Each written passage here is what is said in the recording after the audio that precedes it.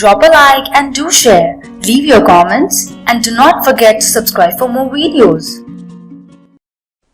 Hi everyone, welcome back to the course on Introduction to Material Science and Engineering offered by Edupedia World. Previous lecture I started discussing about iron-carbon phase diagram. I discussed quite a bit about the different aspects of iron-carbon phase diagram. Today I will briefly recap those ideas and discuss further details of it. So if you remember, this was the iron-carbon phase diagram where this end was 100% iron and this was 6.7% carbon and rest iron. Basically this end is Fe3C, cementite phase. That is the region of interest for us. We saw that eutectic reaction takes place over here at 4.3%, eutectoid reaction takes place here, and peritectic reaction takes place over here. The different phases of iron were alpha iron, or also known as ferrite, which is BCC in structure, body centered cubic, over here. Then we had phase centered cubic austenite or gamma phase, which was over here, and then we had again body centered cubic delta phase over here, and above that we had liquid phase iron. Okay, and the basic temperatures, just go over them couple of times, you will get a grasp of the different aspects of iron-carbon phase diagram. Now, as I said previously, the most important reaction that is taking place in iron-carbon phase diagram is the eutectoid reaction. The eutectoid reaction is the reaction taking place over here, where the austenite, the single phase austenite, is changing into dual phase perlite, which is a combination of ferrite and cementite. So today's discussion will be focusing on the eutectoid reaction. We will be focusing around this region. So let's see the eutectoid reaction in further details. As you can see, I have drawn this line. This passes from the invariant point, the eutectoid point. This is 727 degrees Celsius, the eutectoid temperature. Here we had gamma phase or austenite phase. Here we have alpha and cementite. Alpha is ferrite and Fe3 is cementite phase. As I discussed in the previous class, that this reaction which is taking place here, eutectoid, gives, the austenite phase gives perlite, which is a combination of two phases, ferrite and cementite. Why perlite is a specific name? Because this austenite and cementite occur simultaneously, they are produced simultaneously and occur in forms of lamellae. We also calculated that the ratio of the lamellae's width was 7:1. If the ferrite was 1 micron, if the cementite width was 1 micron, then the ferrite width was 7 microns. Just to give you an idea. Okay, so this is what happens when we pass exactly, when we have cementite of exact 0.76% composition, then we exactly pass through the eutectoid point. Let us see this transformation in a little details. So here is the detailed transformation. Over here, this is the austenite regime. This is 0.76%. So in the austenite regime, it is a single phase region, and thereby, due to it being single phase region, the grains are only austenitic grains, single phase. These are different grains of austenite which occurs at this area. Now as we start to cool it, once it hits the eutectoid point and we cool it further, then nucleation takes place and ferrite and cementite starts to form simultaneously leading to lamellar perlite. Okay, so here ferrite and cementite form simultaneously, leading to lamellar perlite. So the austenite grains are now replaced by, as you can see, lamellae, ferrite cementite, alternative ferrite and cementite. All the grains, all the austenite that was existing is now converted to ferrite and cementite in the form of perlites. Okay, here you can see the designation is cementite is dark color, ferrite is the white color. So the ferrite are thicker, 7, perlite rather the cementite is thinner, 1, 7:1 ratio. And this is exactly how you will observe a perlite under microscope. Okay, so this is what is happening in the eutectoid reaction. If we had the starting material iron 0.76% carbon, then we would observe this reaction taking place. But it may not be the case that the percentage of carbon is 0.76%. It may so happen that the percentage of carbon is less than 0.76%, or the other way around, it may be more than 0.76%. Let us explore both the scenarios. Hypoeutectoid is basically when carbon is less than 0.76%. Hypo means basically less. So we are talking about this regime. Anywhere between 0.76 and this region, which is almost 0.02%. So we can consider any region in this regime. The important point and the differentiating point from the eutectoid reaction here is that the austenite or the gamma does not directly enter into a phase where there are two different phases forming together, Fe3C. Rather they are entering into a region, this region, where from gamma you are forming a new phase alpha. Okay, but still there is gamma left over here. So what exactly is happening? Till here you have all 100% gamma or austenite. Let's examine what is the situation over here. At this location, if you draw the tie line, I forgot to mention it, this line, the isothermal line, is also known as tie line. Remember this. If you draw the tie line, then the points where the tie line cut, the liquidus, the solvus and the solidus line, rather the two lines, you cannot talk about solidus and solvus here. The two lines will give the composition of the new phases being formed. Okay, so initially let's assume 0. This was initially it was 0.5% gamma. Now what is happening is that the alpha that is forming, this is the alpha composition, the alpha that is forming has very less carbon in it.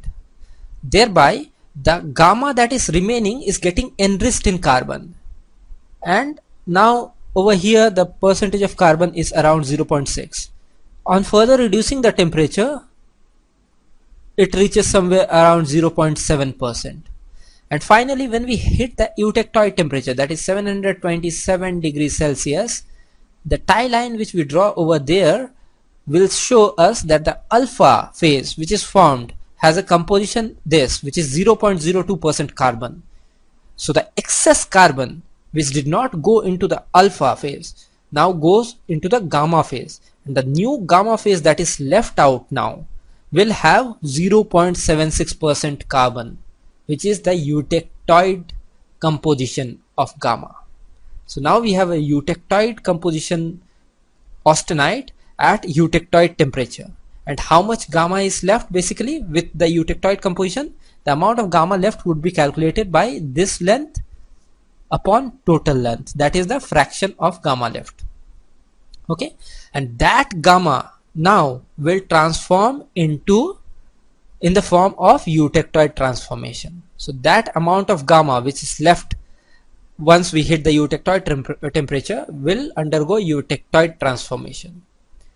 So let me break it down again for you.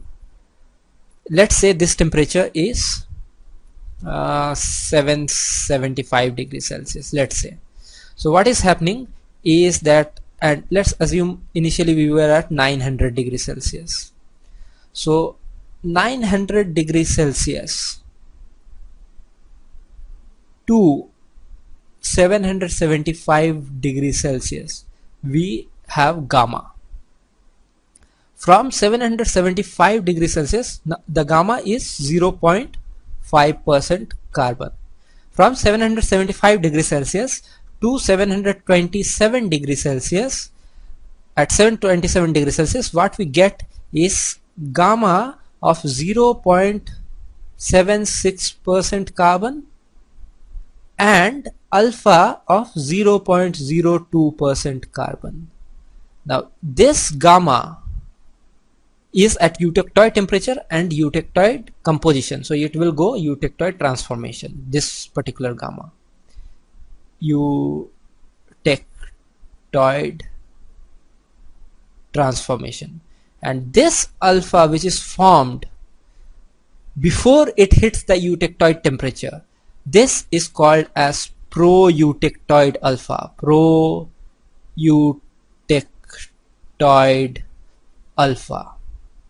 This alpha is different from the alpha that will be forming during the eutectoid transformation, because these alpha will stay as grains mainly at the grain boundaries of the older gamma. Okay, we'll see that image in a while. Further decreasing of temperature below the eutectoid temperature will not change the alpha. It will only change the percentage of carbon slightly by diffusional process.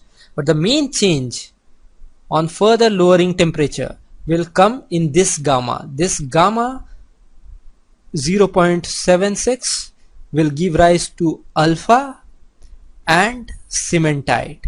And this alpha is not the pro-eutectoid alpha. Pro-eutectoid alpha is the alpha which was created before hitting eutectoid temperature. This alpha is the eutectoid alpha, and this together is the perlite. Okay, so with this explanation, let's see the microstructure, how things appear. This is our hypoeutectoid condition. Over here we had complete gamma. Okay, this was gamma. In this regime, in the two-phase region over here, before hitting the eutectoid temperature, pro-eutectoid alpha will be formed and gamma will also stay, austenite will also stay. So the pro-eutectoid alpha are these are formed at the grain interfaces, the triple points, because they are already regions of high energy, so new phase is easier to form there. So these are the pro-eutectoid alpha, pro-eutectoid alpha. Okay, now on hitting this temperature, the eutectoid temperature, the gamma has reached the eutectoid composition, and that gamma, the gamma that has remained till then, will then transform into perlite, alpha plus cementite. So this is perlite, which is alpha plus cementite together, these things. Fine. So you see that in eutectoid we had 100% of perlite, whereas in hypoeutectoid you will have pro-eutectoid alpha, a percentage of pro-eutectoid alpha and a percentage of perlite. You can make the calculations. The calculations will be exactly similar. Using lever rule, you can calculate exactly how much pro-eutectoid alpha is generated, how much perlite is generated, and in that perlite what percentage of ferrite is there and what percentage of cementite is there. Fine. Now let us see the other extreme, the other case, that is when we go at higher than 0.76%. Higher than 0.76% will give us hypereutectoid. greater than 0.76% carbon, hypereutectoid. So this will be any region over here.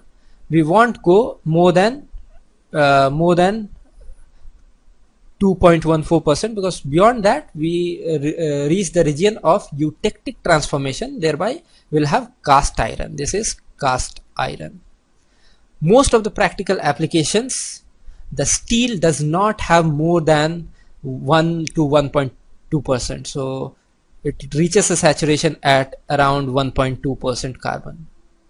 Most of the steels will have a maximum of around this much amount of carbon.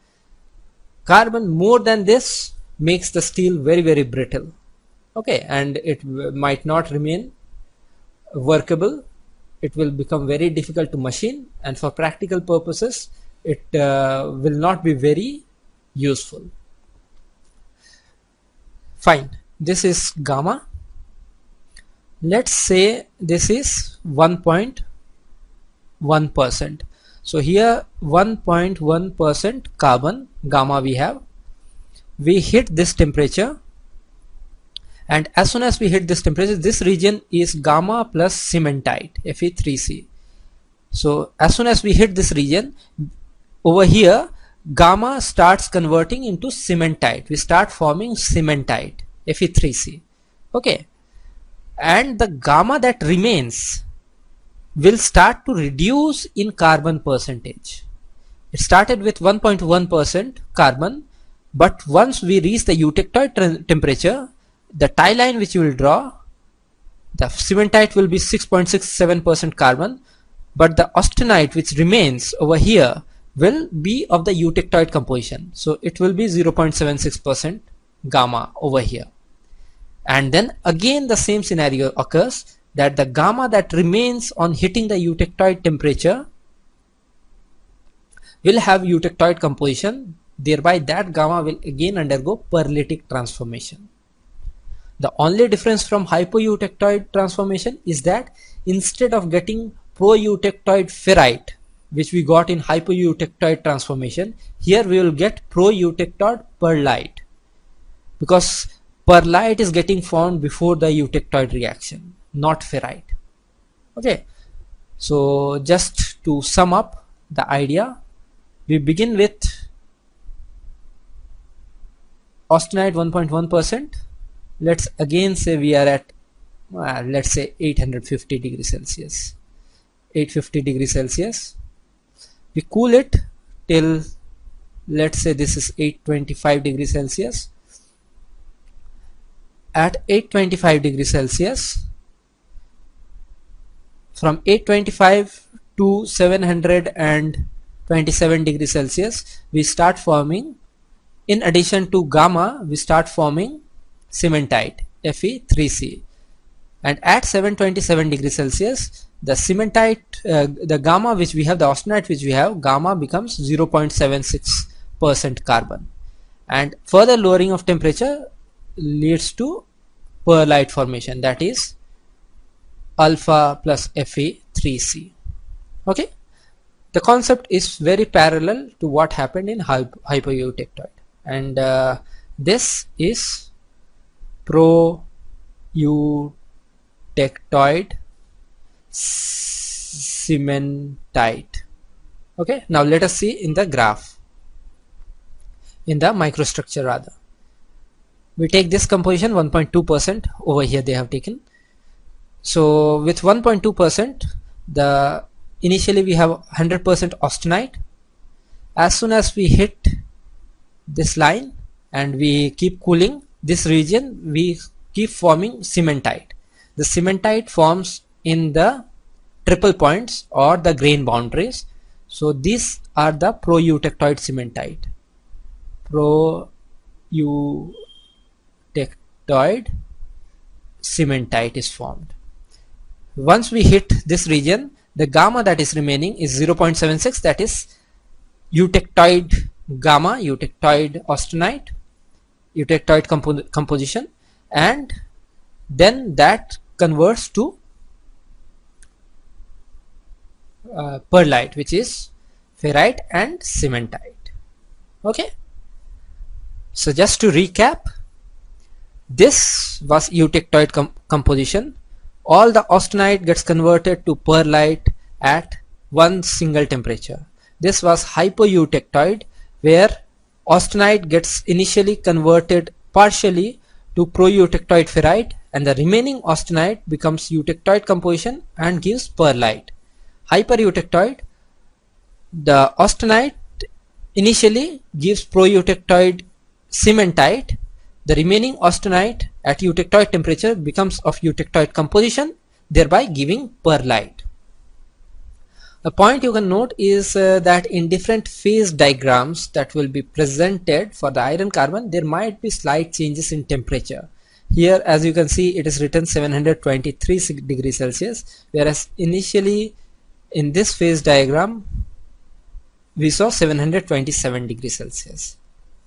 What I have seen, most of them refer to 727 degrees Celsius. Okay. So today's discussion was quite interesting because we discussed one of the most important reaction that will take place, and we discussed about the different scenarios in which way the reaction can take place. I hope this gave you a lot of insight into the iron carbon phase diagram, and specifically into the formation of perlite, which is, you should remember, not a single phase, rather a combination of two phases. The phases are ferrite and cementite. We understood eutectoid, hypoeutectoid, hypereutectoid conditions. With this background, the whole discussion about phases, different type of invariant reactions, phase diagram, and now about the iron carbon phase diagram, we will further build on this knowledge. We'll use the information we have gathered from here and the knowledge we have gathered from here, and we'll discuss about different heat treatment processes and different mechanisms. We'll build on this knowledge in the upcoming lectures. Till the next lecture, have a great day. Goodbye.